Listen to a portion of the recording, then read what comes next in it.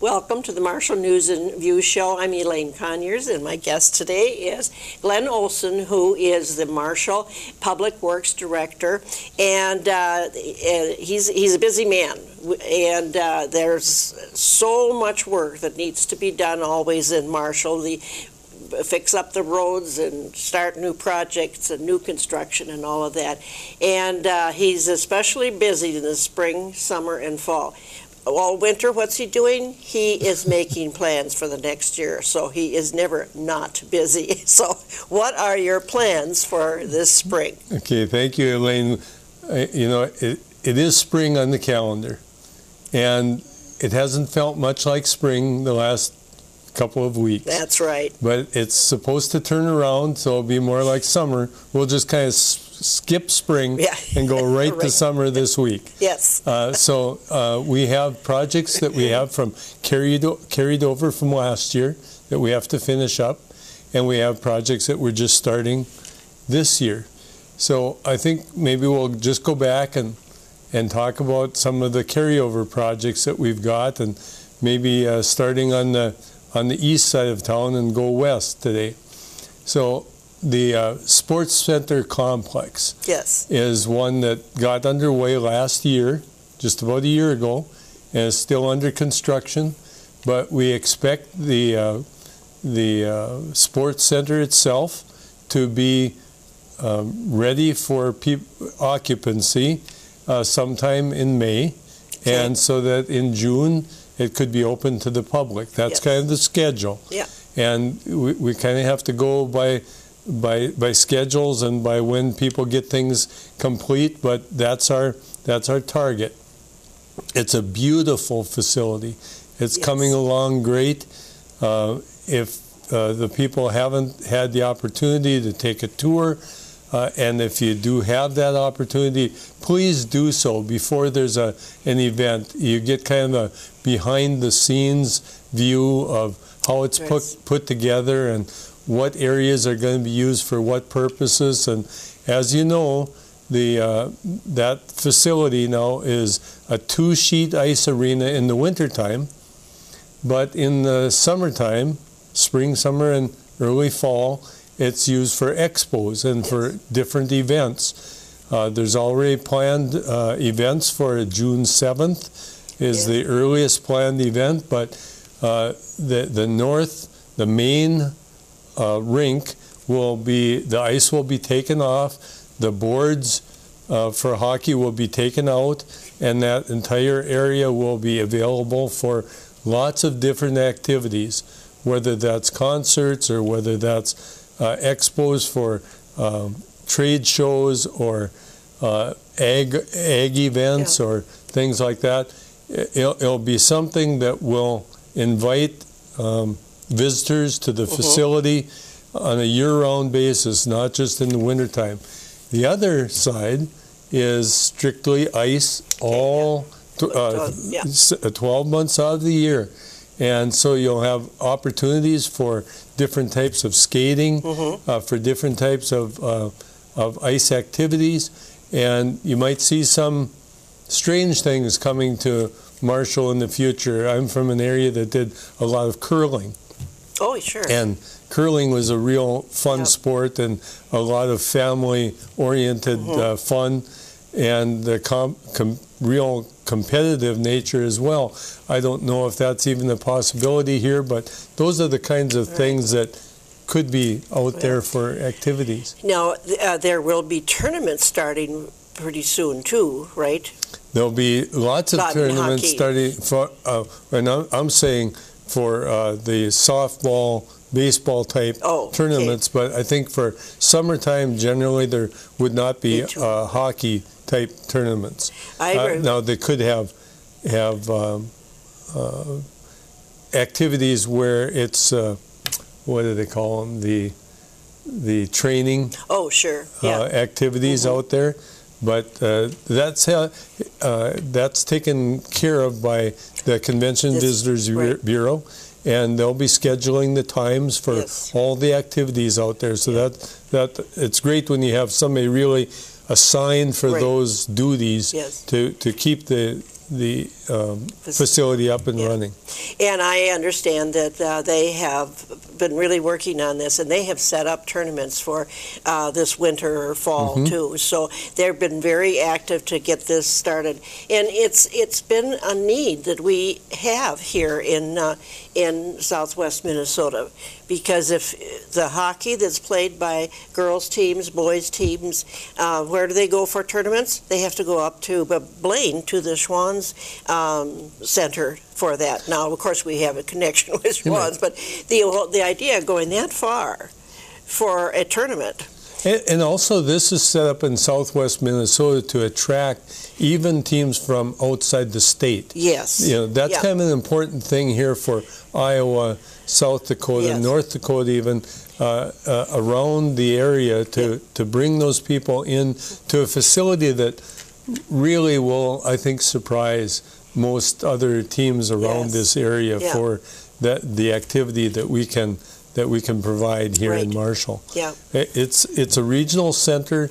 That's what it's intended to be. Hopefully that will bring in those outside interests to Marshall and really create that atmosphere that we're looking for. That's right. And included with that, then it's not just the ice arenas and the expos, it's the athletic fields that are being placed out there. Now, the background of the athletic departments and the athletic fields in Marshall is real interesting, because it's put in an educational setting where our fields are located close to the high school fields, which are located close to the university fields. Right. And there's the opportunity then to utilize all the different facilities by all of the different participants, depending upon the need and the size of tournament and the type of tournament and the activities going on. You don't find too many locations where you have university, high school, and sports centers all located in that same area. Exactly. In many communities that have multiple fields, you maybe have to go to several different venues. Go across town or other locations, similar to how Marshall has done that in the past. But hopefully now this will be in one general area for many different activities, summer and winter. So for the construction updates, the contractors, multiple contractors are already working on the sites. Of course, the sports center and the ice arena. We have 30-some different contractors working there. But also, if you look over at the ball diamonds, you'll see the backstops going up. You'll see the fences going up around there. Those are nearing completion. We'll be letting projects for a concessions building out in the middle of that. The dugouts still have to be done. So there's still a lot of work and activity that need to be done out there. The important thing for that area is to get the grass growing. So that the grass is there for 2017. We don't intend to use it for play this year because it does take a lot of time and help to get that grass growing up in a nice field. Fields don't just turn green overnight, and they take a lot of care. Also, just north of there, if you see a little shed building, that's the pump house. That pump house was put there for a dual purpose. It's going to utilize water from the pond that's out there for irrigation, rather than using treated water from Marshall Municipal Utilities, saving quite a bit of money for that. And in general, we don't like to use city water for irrigation purposes because it's not really water that you need to have treated to that same level as you and I drinking the water. So it's able to utilize that water, and then for some reason, if there was a drought and we used the water that we could out of the pond, we still have the opportunity to turn on the water from MMU. So that's available. We also have made that pumping station site available to the high school. And right now, the contractor is out there digging in the water line connection from that pumping station to the high school's irrigation system as well.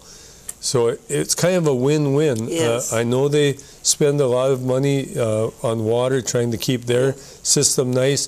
This will work together on to provide water for both systems and really try to keep a nice ball field and still minimize our impact on the water supply that we have. Also, the fields are tiled. That means that when we irrigate them, or if water falls from rain, the excess water goes into the tile and is circulated back to the pond. So that water that would have been generally sent down the storm sewer to the river is really then sent back to the pond, and we can use that again.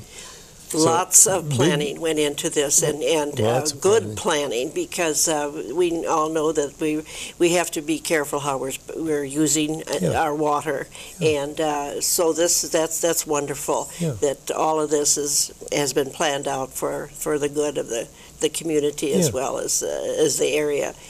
And I just want to go back just a little bit to those ice arenas. About 5 years ago, I had grandsons that were playing in the hockey tournaments up at the Schwann's Arena, and go up there to see it. And when we met and talked about building this sports arena, I could hardly wait till those boys came up from the locker room, and then I started telling about this, and I was so excited that Marshall was going to have these ice arenas. Not that the boys would ever play on them, but anyway. And so then they just stood there and looked at me bored like, and finally I got done, and they said, "Well, Nana, you're going to build 2. We have 8 here." And you know what? I went back to the committee and I said, we got to think about that. If this is going to be such a popular area for tournaments, we better think about planning ahead. Okay, what do we do? If we know it would be simple to add 2 more, but maybe we have to do another story like they do at the Schwann's Arena. That could be a problem that we have in the future. That could be, and you could tell the boys too, you can only play on one rink at a time. That's right. Yeah. So exactly. We can just take them back and forth. Right. And that'll be So. good. But not only if they're coming for tournaments, if we have the availability of having year-round ice, like my grandkids, when they come up too, they can go out and do skate during the open skate times, which they don't get a lot of opportunity to do. Oh, right. And we haven't done that here in the past in the summertime. Right. So that's the only time that they can come and spend some time with us.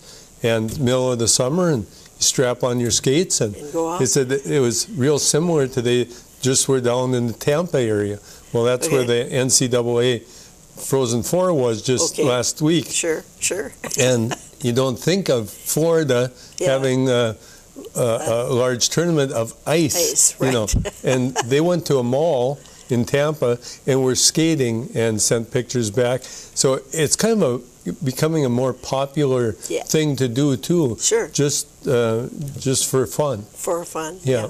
And I think that hockey in general is getting more popular too. And just ice skating too. Yeah. We used to do it on ponds and rivers. And you kind of frown at that sometimes. But it was something where you just went out and cleared some ice from a little pond. Yeah. That's not done a lot anymore. No. But because it's opportunity and everybody's busy. Yes. But if you have a facility that's open and it's indoors, sometimes we get some wind up here.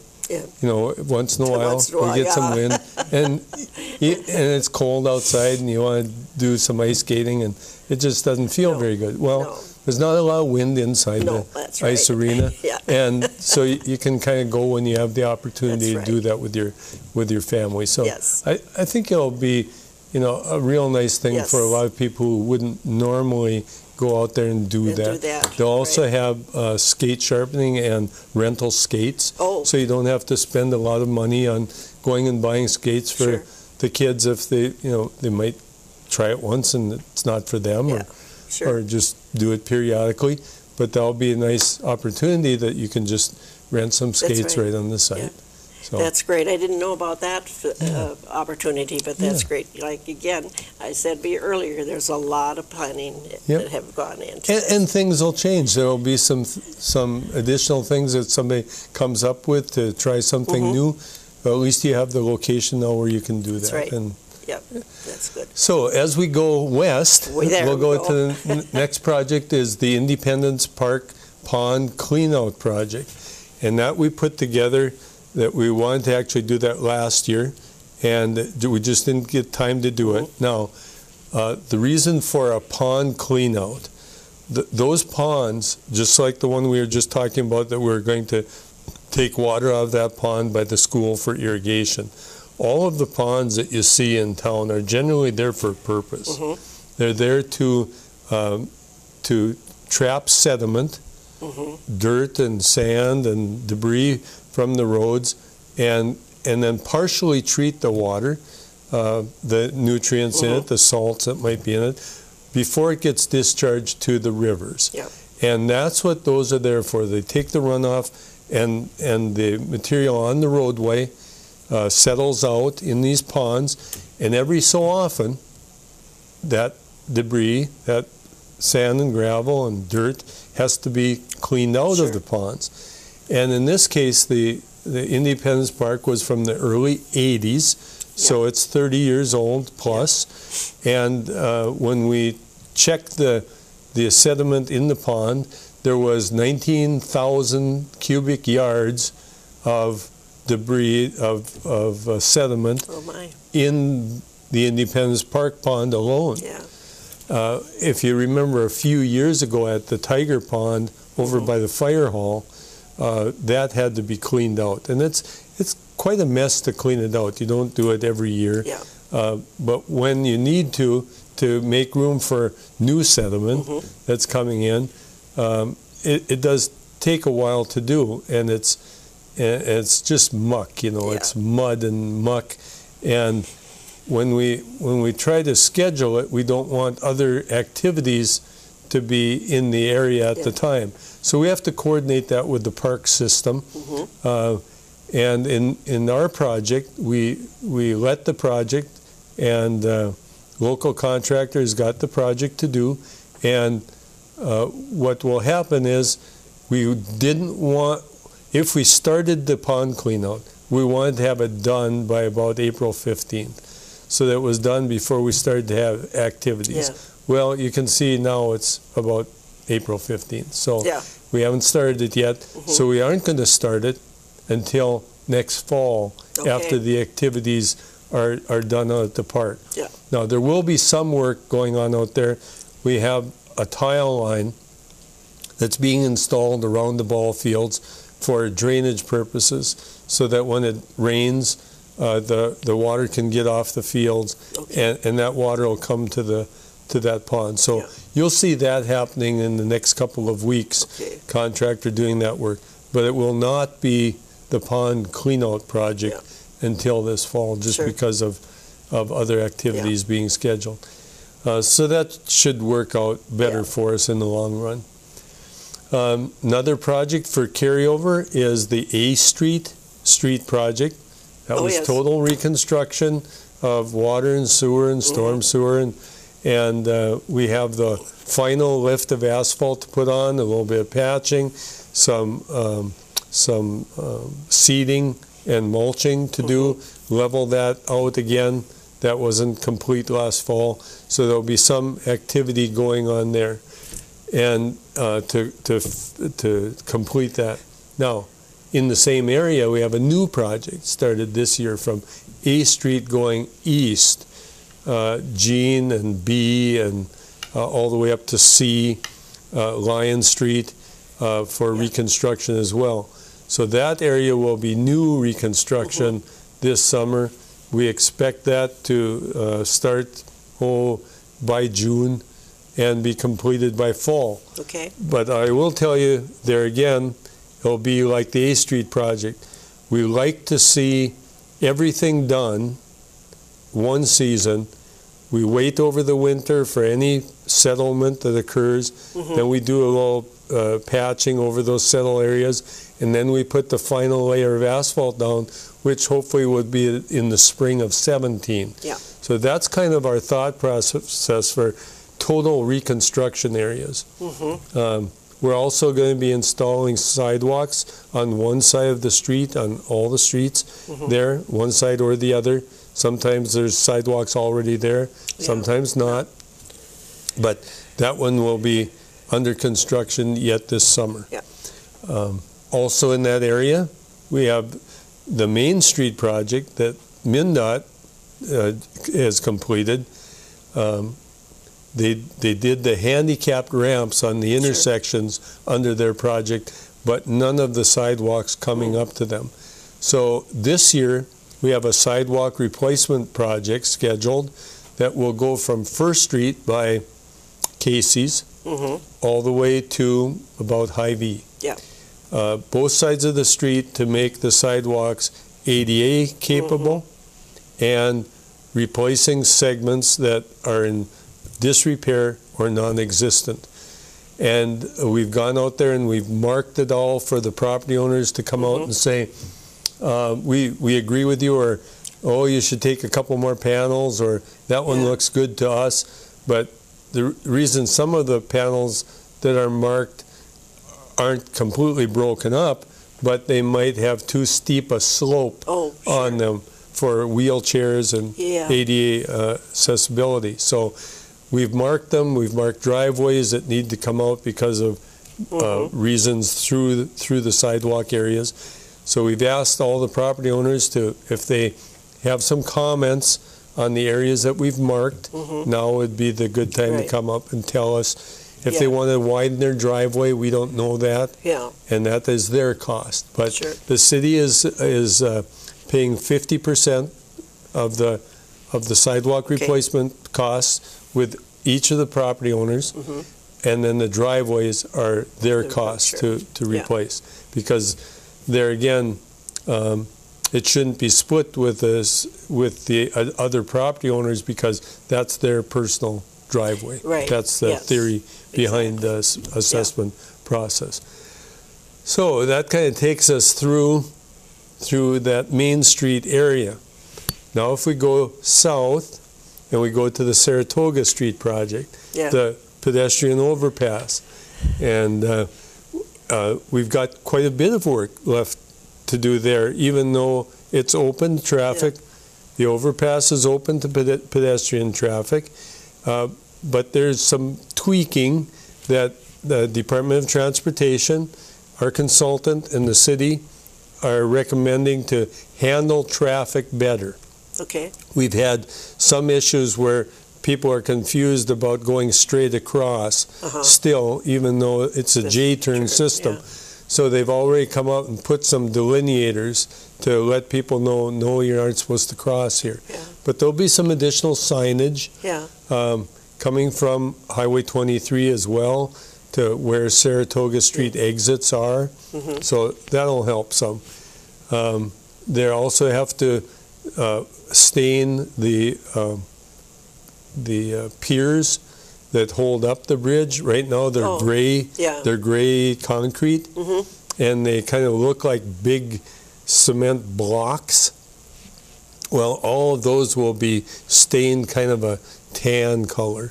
And there'll be some variations to the blocks, some different colorations put on those for aesthetic purposes, so that they aren't just plain gray.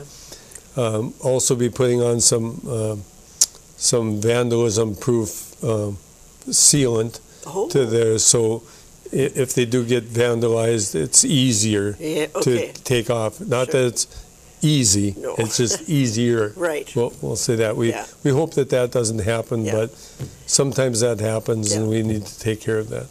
Also, we've had some activity over the bridge, maybe a four-wheeler or snowmobile or garden tractors or a vehicle. You know, sometimes that happens, and we want to make sure that the people know what's permitted and what isn't. and between the police department and our engineering staff and the public improvement transportation committees, we're trying to come up with what's reasonable for use on the overpass and the underpass up by the high school and the university. And it's not that we don't want to prohibit all motorized vehicles. It's just the larger ones. Yes. You know, we would like to be a safer community. That's right. And in order to be safe, sometimes you have to make some adjustments with what's allowed where. And in general, you don't want motorized vehicles in either of those areas because they are pedestrian walkways.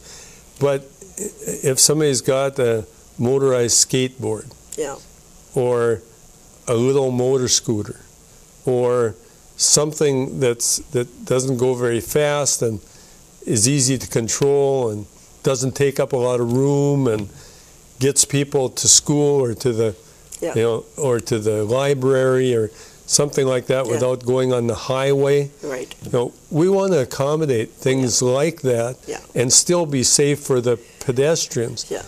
Sometimes it's difficult for pedestrians because they might be afraid that somebody's going to run into them. Right. And you just have to be careful. Yeah. Do the best you can, but understand that you need to cooperate with others. So another main project in that neighborhood is our 2nd Street South project that was carried over from last year because of legal issues with properties along 2nd Street. We've essentially taken care of at least what would impact our project. That'll be going forward this summer as well.